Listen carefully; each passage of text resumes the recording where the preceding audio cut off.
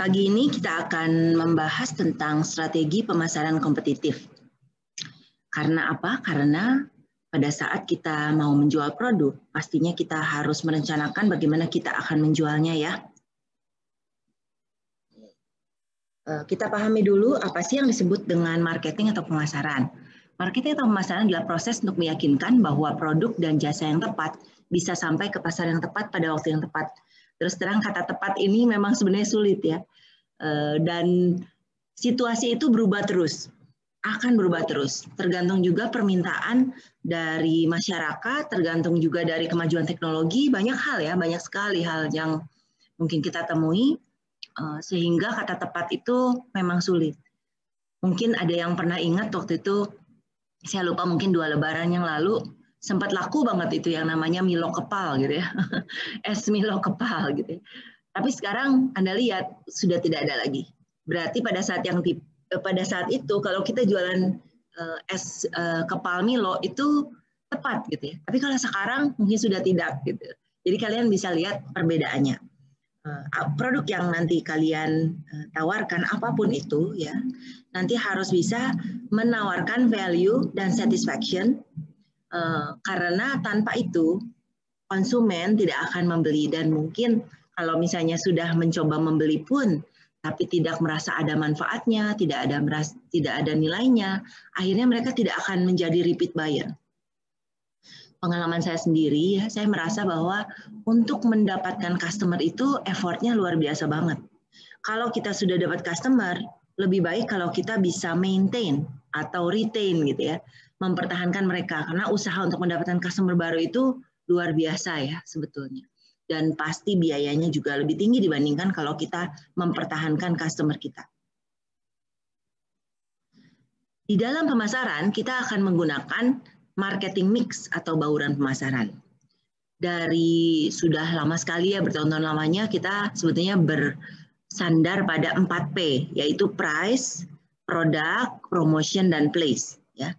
Tapi dengan berbagai hal yang semakin kita dengan perkembangan yang ada ya, sebetulnya 4P ini sudah menjadi 7P. Jadi 7P ini adalah 4P yang awal ditambah dengan 3P lainnya, yaitu people, bagaimana kita mengkomunikasikan dan memberikan produk itu kepada customer ya, proses, bagaimana customer harus melalui proses tertentu untuk mendapatkan produk atau jasa kita atau menerima layanan kita ya, dan physical environment di mana kita beroperasi bisnisnya. Oke, ini adalah rangkuman dari 7P ya. Jadi kalian bisa lihat apa saja sih di dalamnya. Contoh produk itu ada fiturnya, ada kualitasnya, ada brandingnya, ada packaging, ada service, ada warranty. Ya, kalian mungkin melihat ya, kadang-kadang mungkin produknya murah tapi di packagingnya cantik gitu ya, akhirnya bisa dijual lebih mahal gitu ya. Itu contoh seperti kayak paket lebaran, paket Natal gitu ya, pastinya itu adalah sesuatu yang bisa kita jual lebih tinggi harganya kalau kita lebih bagus mengemasnya ya. Untuk pricing nanti kita lihat ada price strategy, pricingnya, kemudian mungkin ada subsidi gitu ya, allowance, discount juga ada, payment terms, untuk place, ini ada channelnya, ada coveragenya, ada berbagai pilihan ya, lokasi, inventory, transport, ya, sales promotion di sini ya, advertising, public relation, PR termasuk promotion ya, direct marketing, untuk physical evidence, ini ada fasilitasnya, design of livery gitu ya, bagaimana kita mengantarkannya, equipment, furniture, artifact, people, udah pasti ya, kita gimana cara mempersiapkan orang-orang, trainingnya seperti apa, seragamnya gimana, kalau ada komplain gimana, interaksinya seperti apa, dan untuk proses bagaimana jasa atau produk itu di deliver atau diberikan kepada customer ya, baik itu prosedurnya, mekanismenya, flow of activities-nya. Baik, kita sekarang masuk dulu ke dalam P yang pertama ya, produk atau jasa. Nah, produk atau jasa itu maksudnya gini, pada saat kamu menjual produk atau jasa, kamu harus bisa menjual menjelaskan apa sih produk atau jasa Anda ini dengan spesifik dan tanpa jargon. Oke. Jadi harus mudah dipahami oleh customer. Kita harus berikan fungsi dan kegunaan produk kita yang tidak langsung terlihat oleh customer. Mungkin secara umum ya kalau kita ngomong makanan, ya makanan, tapi apa bedanya makanan itu dibanding yang lain ya. Nah, ini ada satu case study, Eat 17 ya. Eat 17 ini menjual produk yang segar dan menarik karena dan mereka itu menyediakan ada bakery, ada pizza, ada ready meals food. Inovasi mereka adalah setiap minggu ada produk baru yang mereka keluarkan. Ternyata di antara berbagai produk baru yang paling luar biasa sambutannya dari masyarakat adalah yang kita sebut bacon jam. Jadi kalian bayangin gitu ya, selai, tapi selainya itu dari bacon. Oke. Dan ini laku keras banget ya, dijual di 3.000 outlet di Amerika Serikat. Bahkan sekarang udah ada berbagai variasi rasa dan terus berekspansi secara bisnis. Jadi kalian lihat bahwa bauran dari bisnis di mana berhasil menyediakan value, mungkin rasanya enak banget ya. Itu akan membuat customer kita mau untuk membelinya dan produk ini akan bisa betul-betul bertahan di pasar ya dan dijual di mana-mana. Oke. Selanjutnya, kalau kita bicara bauran produk, itu berarti bagaimana produk kita itu siap dipasarkan. Ya, kadang-kadang ya kita nggak harus produknya itu harus udah ready. Bisa aja kalian mengembangkan satu produk baru yang benar-benar baru ya. Kemudian kalian cari investor, mungkin kalau kalian nggak sanggup untuk membuat ininya ya, untuk memodalinya gitu ya. Nah, jadi bisa saja. Tapi memang banyak risikonya, ini juga tergantung apakah si investornya bersedia untuk membiayai Anda. Nah, ini ada satu kasus namanya Strida Bicycle ya. Strida Bicycle ini kalian bisa lihat dari bentuknya ya, menarik sekali. Ini beda lain dari yang lain ya, bentuknya kok kayak gini. Ini ide dari Mark Saunders ya. Mulainya itu sebenarnya dari desain banget ya. Karena ide Mike ini sangat mendetil, menarik bagi investor. Jadi ada investor yang mau mengembangkan ya, kebetulan investornya itu sebetulnya cukup terkenal ya orangnya ya, saya nggak sebut di sini. Nah, setelah 18 bulan dikembangkan, bayangin gitu ya, baru 1,5 tahun baru berhasil itu produknya selesai. Pas udah diluncurkan ternyata sukses berat ya, sukses berat. Karena sepedanya bisa dilipat seperti ini, bisa dibawa kemana-mana dan buat para penggunanya itu value-nya memang terasa sangat tinggi gitu ya, karena mereka bisa kemanapun membawa sepeda ini dengan sangat ringkas ya, bahkan lebih kecil dari Brompton ya. Kalau kalian di sini ada yang tahu kehebohan Indonesia dengan Brompton ya, jadi ini adalah sesuatu yang luar biasa. Nah, Indonesia sendiri kalau kalian perhatikan, saya nggak tahu kalian tahu nggak, ada di Bandung ini ada produsen namanya Creuz ya, Creuz ya, Z ya, Kreuz ya. Kalian kalau iseng-iseng lihat dia bikin sepeda mirip Brompton ya. Tapi sebenarnya si Creuznya sendiri itu hanya si frame-nya ya. Tapi menarik sekali menurut saya bagaimana orang sampai ngantri PO ke dia ya. PO-nya kemarin sempat pas lagi peak-peaknya itu sampai harus nunggu setahun katanya. Luar biasa ya. Tapi excitement dari people itu bisa kita ciptakan dengan apa ya, dengan pemasaran ini ya. Oke, berikutnya kita juga harus memikirkan selalu posisi kepemilikan. Pada saat Anda membuat produk atau jasa yang baru ya, di bidang IT apalagi nih ya, di bidang IT untuk technopreneur itu kalian akan berhadapan dengan isu yang namanya intellectual property. Maksudnya apa? Ini adalah hak kepemilikan dari produk atau jasa Anda ini. Ya, sebagai contoh di sini adalah Facebook ya. Facebook itu kalian tahu sendirilah sejarahnya ya. Kalau kalian belum tahu sebenarnya kalian harus tahu. Si Mark Zuckerberg itu kan dia kan mengembangkan Facebook ini pada saat dia kuliah. Ternyata sampai berhasil sekali dan sekarang kalian lihat betapa kayanya dia. Dan oleh karena itu 3 Harvard students yang merasa bahwa kita ngembanginnya barengan, lo nyuri ide kita gitu ya. Itu sampai ribut dan masuk ke dalam isu hukum. Ya. Oleh karena itu, kalian ya, terutama sebagai pengembang IT, itu harus aware dengan adanya ini. Dan berarti gimana? Kalian harus memikirkan bagaimana kalian ngurus hak kekayaan intelektual ini dari awal. Ya. Nah, kalau kalian lihat, lama loh ya biasanya proses hukum itu. Bahkan si Mark Zuckerberg dari tahun 2004 sampai 2011 ini tiada henti ya pertarungan itu. Sampai akhirnya selesai 2011. Tapi karena nama Mark Zuckerberg ini besar, terus aja ya diserang oleh isu IP ini, bahkan untuk lini produk dia yang lain. Ya. Nah jadi saya remind kalian, terutama karena kalian di bidang IT, kalau kalian menciptakan sesuatu yang inovatif, yang keren banget, yang kayaknya unik ya, kalian harus segera memikirkan bagaimana kalau bisa mengamankan ini dalam mendaftarkan, misalnya mendaftarkan hak kekayaan intelektual ya, mendaftarkan dengan paten dan lain-lain ya. Oke.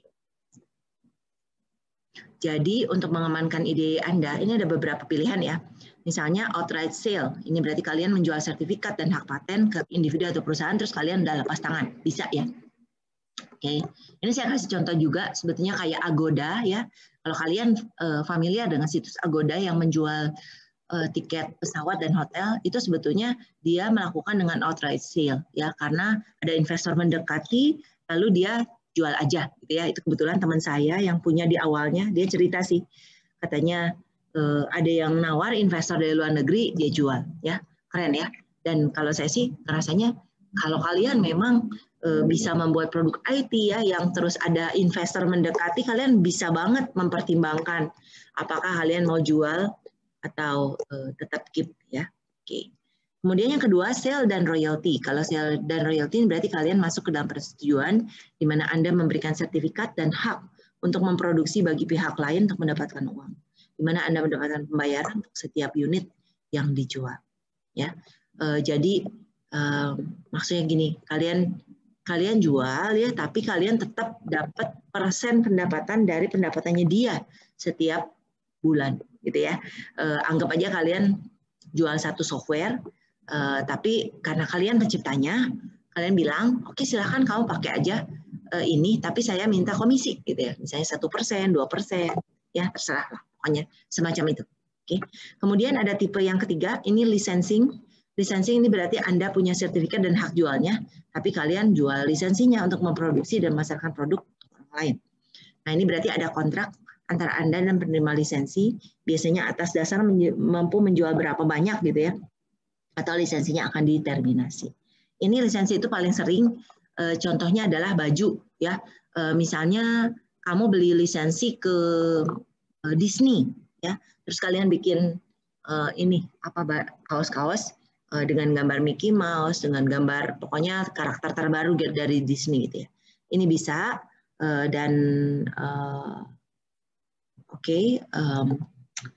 pada saat Anda menandatangani lisensi biasanya ada perjanjian ya, jual berapa gitu. Ya kalau enggak mungkin kalian dianggap tidak mampu untuk membawa brand ini gitu. Oke, untuk mengamankan Anda juga bisa menggunakan yang namanya trademark ya. Nah, trademark ini adalah simbol yang digunakan untuk identifikasi produsen atau penjual dari mana produk itu berasal ya. Kalian bisa lihat ini gambar di sini nih. Ada McDonald Golden Ark gitu ya.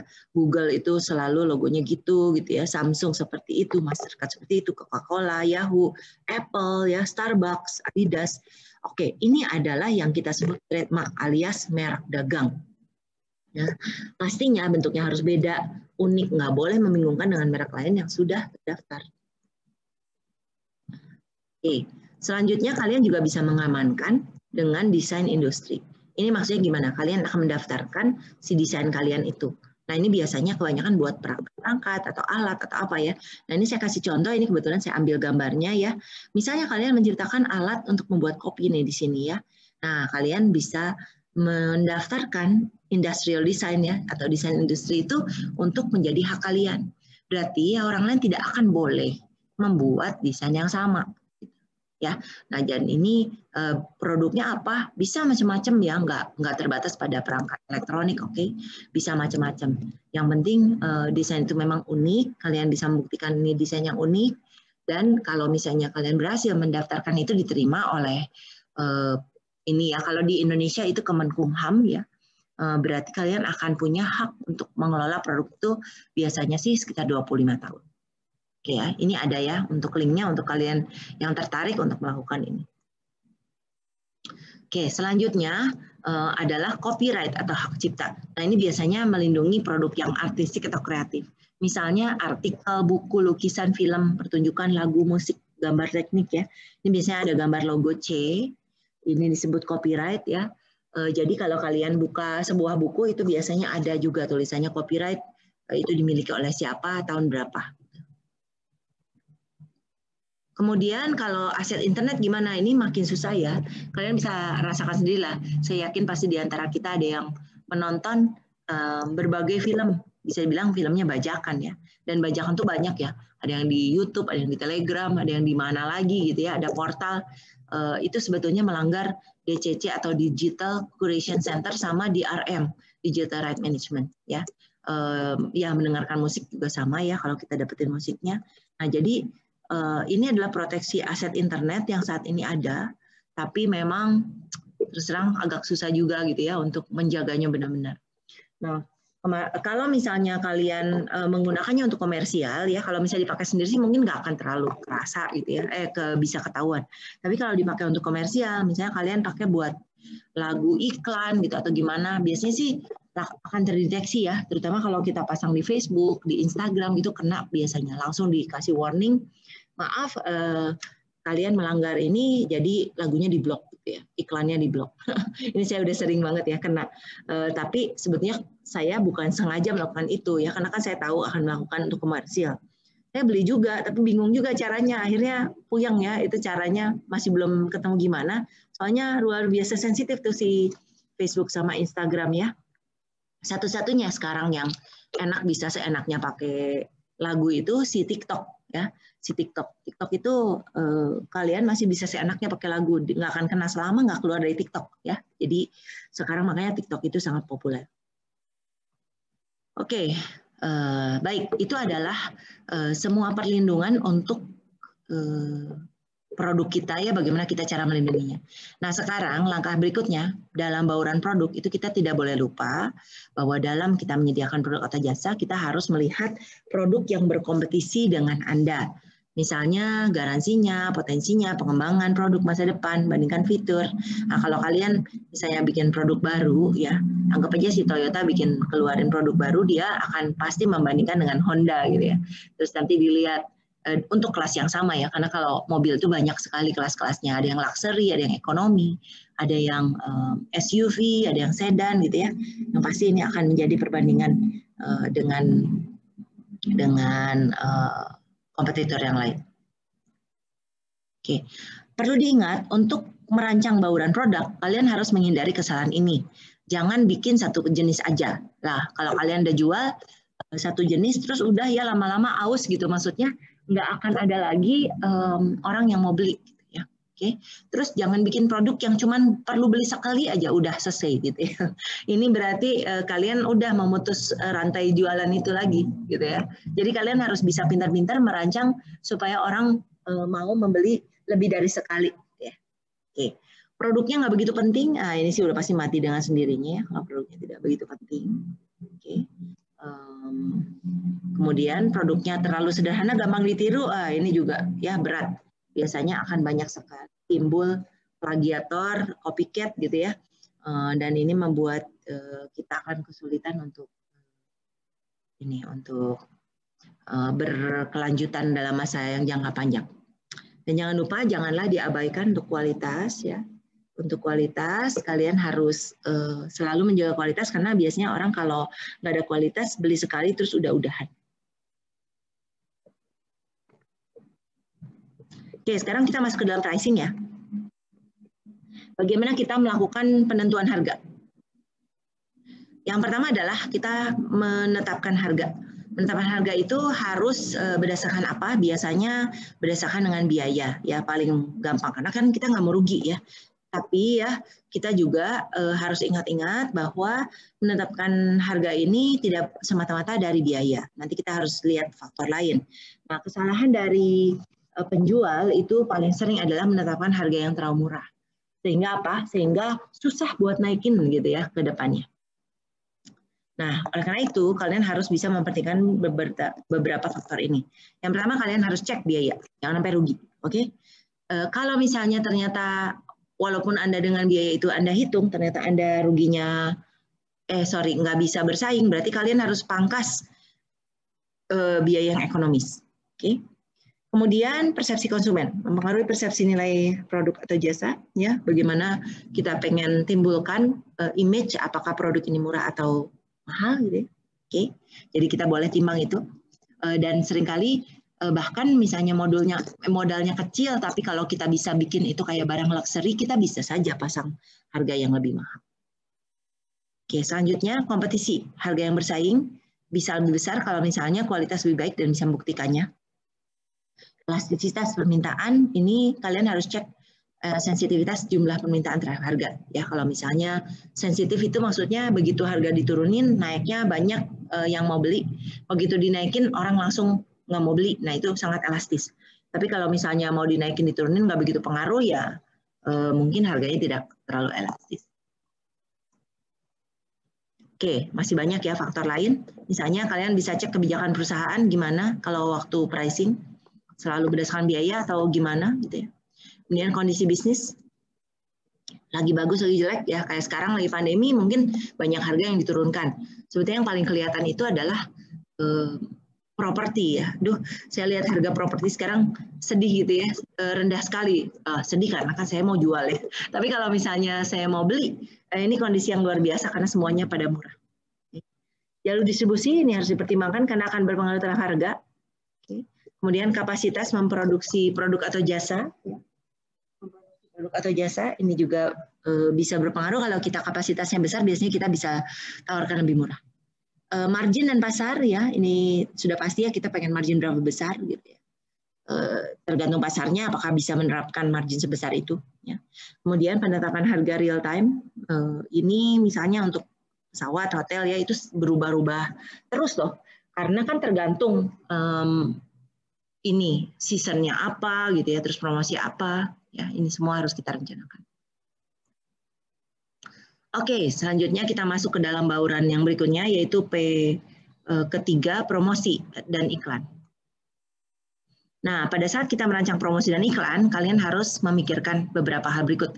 Apa yang kamu harapkan terjadi, berapa biayanya, pesan apa yang mau kamu kasih, media apa yang harus digunakan, bagaimana kita akan memeriksa hasil dari upaya pemasaran kita. Ya. Jadi, kalau kita lihat, misalnya nih kita pilih medianya mau yang mana? Yang mana yang paling murah, yang mana yang paling berhasil. Kita akan melakukan pengecekan itu. Ya. Karena kan kita, kalau produk kita baru, mungkin kita nggak tahu yang mana yang paling efektif. Tapi kalau kita udah ngetes, kita udah tahu yang mana yang paling efektif, nanti kita bisa curahkan sumber daya kita ke situ. Selanjutnya untuk opsi iklan, ini kalian bisa memikirkan ya, apakah print, apakah flyer, print atau digital, flyer atau email, koran atau majalah, ya kolom iklan mungkin, poster, papan sign, trade show, ya press release, pastinya masing-masing ini biayanya berbeda-beda, ya. Jadi saya kasih example ya, untuk trade show itu nggak murah ya. Jadi mungkin yang paling murah itu yang saya pernah alami sendiri itu sekitar harus ngabisin 3-5 juta. Itu udah paling murah banget kayaknya ya. Jarang lah yang lebih murah dari itu. Malah kalau misalnya kita forum trade show-nya itu lebih keren gitu, yang internasional, itu saya bisa di charge-nya itu sampai 50 juta gitu sekali event ya. Luar biasa ya. Berarti kalian kan harus mikirin itu adalah biaya pemasaran yang nanti kalian akan dapatkan kembali kalau berhasil menjualnya. Oke, selanjutnya place dan distribution ya. Jadi saya nggak banyak bahas tentang promotion ya. Nanti kalau di antara kalian ada yang sudah ngambil digital marketing dan mungkin kalau yang angkatan 2020 nanti akan mengambil digital marketing, nanti akan belajar lebih mendalam di sana. Oke, place dan distribution ini juga penting ya. Lokasi, cek apakah ada pasar di lokasi tersebut. Kalau butuh tenaga ahli, apakah tersedia di situ? Apakah ada bahan baku, supplier, berapa biayanya, mudah dijangkaukah, apa mode transportnya, perubahan yang terjadi, banyak faktor lain. Ya, kalau kalian perhatikan, misalnya McDonald's, Starbucks, itu selalu ya mencari lokasi di mana mereka tahu orang-orang yang akan sanggup membeli. Oke. Kemudian saya juga sama ya, pada saat saya menentukan lokasi tempat fitness itu, itu adalah keputusan yang besar. Karena apa? Karena seringkali itu menjadi berpengaruh terhadap berapa banyak orang yang mau sign up untuk menjadi member. Ya, dan saya sudah merasakan sendiri gitu ya, dari berbagai lokasi itu memang sangat signifikan perbedaannya. Ternyata kalau di daerah lebih padat tuh bisa lebih banyak yang membeli, ya udah pastilah ya, banyak customernya.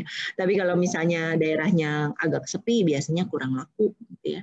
Dan itu nanti jadi struggling buat kitanya untuk kembali modal. Pada saat kalian menentukan place, itu kalian akan juga memikirkan tentang outsourcing. Karena gini, kadang-kadang nggak selalu di lokasi kalian itu ada suppliernya gitu ya.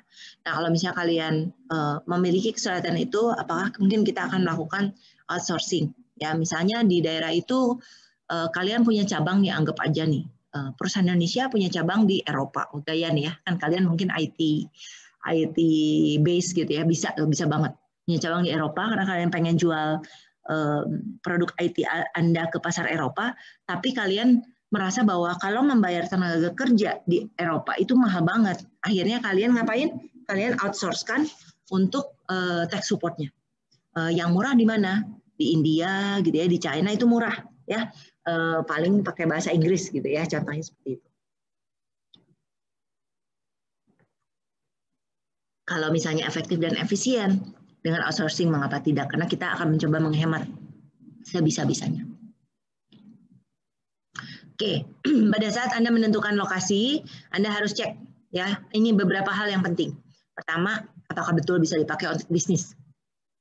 Kalau kantor IT mungkin nggak terlalu berat sih. Kebetulan saya ada kenalan, ada alumni IT nih, alumni SI malah, alumni sistem informasi yang bikin software house. Dia mulai dari rumahan, which is fine ya, karena di awal-awal mungkin kalian akan mencoba dulu mentes pasar ya. Benar nggak aku punya customer-nya gitu ya. Kalau misalnya punya customer ya udah nggak apa-apa. Residensial itu memang lebih murah biasanya untuk nyewa. Nah, kalau misalnya udah maju baru pindah ke komersial ya. Karena kalau komersial itu bedanya nih ya, kamu bisa ngurus izin untuk usahanya itu lebih gampang. Kalau residensial biasanya agak susah gitu karena kalian membutuhkan IMB usaha ya. Jadi kalau misalnya enggak, kalian akan kesulitan menemui halangan di situ. Oke, yang kedua, apakah perlu renovasi? Nah ya, renovasinya berapa besar, izinnya apa? Ya ini harus dicek. Saya ada kecenderungan kalau misalnya sekarang cari lokasi bisnis nggak mau yang banyak renovasi. Aduh, mahal sekali ya renovasi itu ya. Jadi saya sekarang agak nggak mau gitu kalau banyak renovasi, lebih baik saya cari lokasi lain yang mungkin tidak terlalu jauh dari lokasi itu, tapi renovasinya nggak terlalu banyak gitu ya. Karena biaya renovasi itu luar biasa ya. Kalau kalian mau merenov yang 50 meter persegi aja mungkin kalian harus tidaknya habisin 75 juta sampai 100 juta gitu ya. Luar biasa. Oke, kemudian kalian bisa cek apakah ukurannya sesuai, dipastikan apakah cukup untuk maksud usaha Anda. Terus apakah memenuhi peraturan keamanan dan kesehatan. Ya. Oke, keputusan penting lainnya, apakah kalian mau beli atau sewa? Terus terang ya, dari pengalaman saya nih sampai titik ini, kalau kalian punya uangnya ya dan sanggup nyicil mungkin ke bank gitu ya, terus lebih baik membeli ya, karena kalau membeli itu kalian akan tidak kehilangan biaya itu, melainkan kalian invest ya, kalian invest terus biasanya pada saat setelah beberapa tahun properti kalian tuh udah naik gitu ya. Nah jadi kalian bisa pertimbangkan ini. Kemudian kalian bisa cek lingkungan sekitar gedung itu apa. Jam buka tutup usahanya mau seperti apa. Dan kalian cek asuransinya itu gimana. Ya, pastinya asuransi ini suka nggak suka penting ya. Jadi saya asuransikan semua usaha. Berhubung saya takut ada apa-apa ya. Baik itu kebakaran, baik itu kebanjiran gitu ya. Kalau memang daerahnya banjir atau kecurian ya bisa juga. Nah, untuk jalur distribusi sehubungan dengan place, ini kalian harus pikirkan juga. Apakah kalian akan menyalurkan lewat retail store, atau wholesale, atau cash carry, atau mail order, atau internet, ya, atau door to door, atau party plan, atau telepon. Ini masing-masing ada kelebihan dan kekurangannya. Ya, kalau misalnya kalian nggak mau buka toko sendiri, kalian akan mencoba menyalurkan, misalnya jualan aja di toko Jogja misalnya gitu ya. Kalau misalnya kalian melakukan seperti itu, berarti ya biasanya sih ada biayanya ya. Ya ada beberapa kemungkinan sih. Mungkin kalian sistemnya titip jual gitu ya, atau kalian sistemnya kalian kayak sewa rak gitu ya. Kalau sebenarnya kalau supermarket itu kebanyakan sewa rak. Jadi sewa satu rak ini si distributornya nanti bayar berapa juta gitu. Biasanya seperti itu sih cara kerjanya ya. Jadi karena saya ada usaha retail, saya usaha jualan popok dan susu, saya dapat bayaran kok dari pabrik. Dia misalnya Mami Poko gitu ya. Jadi dia bayar rak saya gitu ya.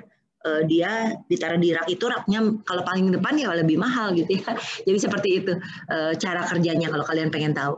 Dan kalau buat perusahaannya memang itu adalah biaya ya. Kalau buat kita yang tokonya ya kita dapat pendapatan ya. Selanjutnya, memilih jalur distribusi, kalian ini adalah faktor yang bisa dipertimbangkan ya. Apakah memenuhi kebutuhan konsumennya ada di mana ya, nyampe nggak ke dia gitu ya.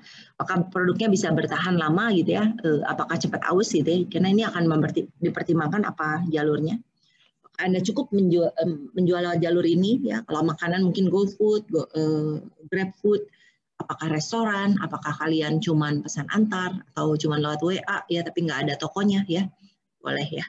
Terus apakah citra bisnis Anda sesuai dengan itu? Ya mungkin kayak McDonald, makanya dia selalu punya tempat tersendiri ya. McDonald itu jarang sebetulnya nebeng tempat ya. Saya lihat dia banyak tempatnya sendiri. Kemudian bagaimana kompetitor mendistribusikannya? Kita cek pesaing-pesaing kita seperti apa. Terus apakah hemat biaya jalur itu? Apakah menutupi marginnya ya untuk distribusi itu?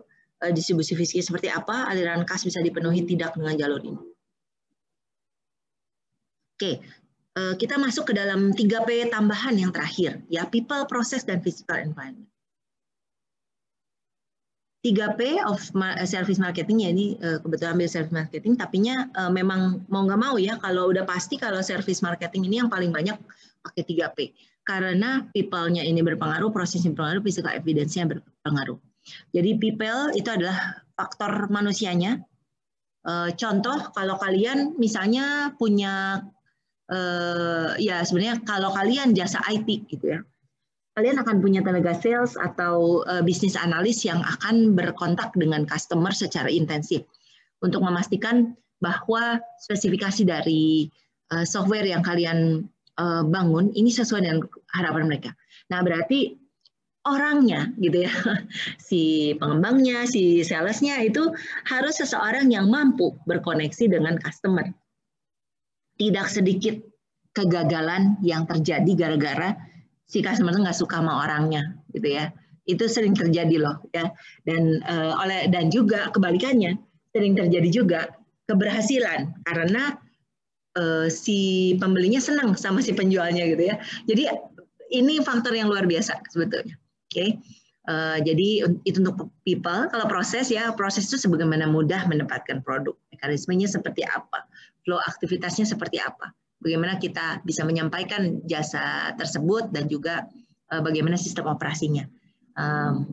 Misalnya untuk mendapatkan untuk mendaftar langganan internet gitu ya, langganan internet dari perusahaan banyak ya perusahaannya, mau IndiHome, mau CBN, mau Metro Bisnet, mau dari perusahaan TV kabel Megavision gitu ya. Ini seberapa mudah ya, kalau makin susah biasanya orang sampai nggak jadi gitu ya. Jadi itu risikonya. Yang terakhir physical evidence, ini berarti lingkungan di mana pelayanan itu dibuat gitu ya. Kemudian bagaimana kita mengalami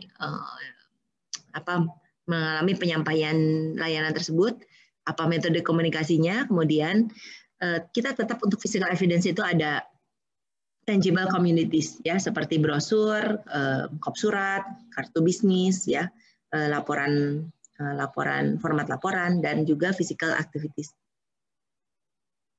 Oke, definisi dari 3P ini rangkuman aja ya, karena tadi kan sudah saya definisikan. Jadi kalau people itu staff ramah, bersedia membantu, proses mudah, singkat, ya ini target kita, physical evidence, lingkungan fisik yang menarik dan pantas.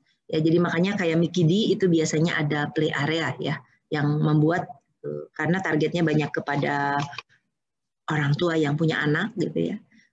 Dan ini mereka sediakan untuk anak-anak. Oke, topik berikutnya adalah bagaimana kita dalam pemasaran ini berkompetisi online ya, karena ya kalau sekarang ya sebetulnya hanya sedikit saja perusahaan yang bisa survive kalau tidak punya kehadiran bisnis secara online. Ya. Terutama pandemi corona ini membuat sales online jadi naik 25% worldwide, dan saya cukup percaya ini akan terus bertahan.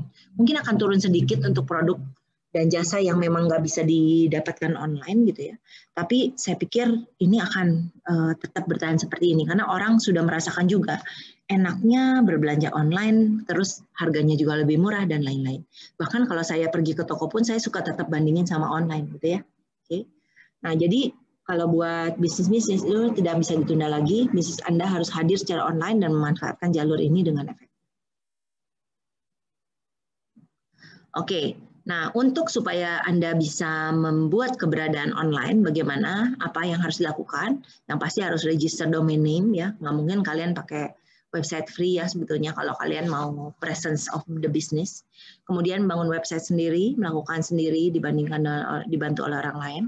Bisa juga kalian nanti untuk promosi optimalisasi di SEO, Search Engine Optimization. Terus kalian juga bisa lakukan ads dengan SEM atau social media ads. Kemudian gunakan Google Analytics untuk mengetahui traffic Anda dan kelola email, blog, online forum.